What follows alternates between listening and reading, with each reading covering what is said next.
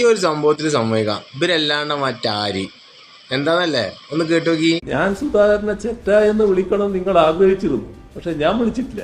അതാണ് ഇതിന്റെ എല്ലാം ഭാഗം കേട്ടോ. ഞാൻ പറഞ്ഞത് എന്താ, ചെറ്റത്തരമാണ്, രാഷ്ട്രീയ ചെറ്റത്തരം.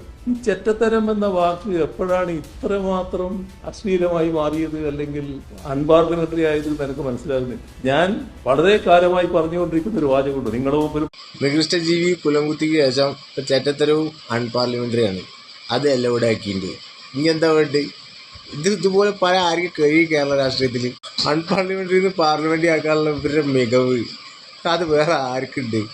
ഇനിയൊരു സംഭവം പറയുന്നുണ്ട്, അതാണ് ഹൈലൈറ്റ്. പൊതുവേദികൾ സാധാരണ പറയുന്നല്ലേ, ചെറ്റത്തരം കാണിച്ച ചെറ്റത്തരം പറയില്ലേ, അതല്ലേ ഉണ്ടായത്. അതിന്റെ അർത്ഥം അയാളെ ചെറ്റാന്ന് വിളിച്ചു എന്നാണോ? അയാളുടെ പേര് മാറ്റി വിളിച്ചു എന്നാണോ? അയാളെ വ്യക്തിപരമായിട്ട് എന്തെങ്കിലും? അതാണ്, ഒരാൾ കാണിച്ചത് ചെറ്റത്തരായിരിക്കും, പക്ഷെ മൂപ്പര് ആ ചെറ്റത്തരം കാണിച്ചാൽ അതല്ല.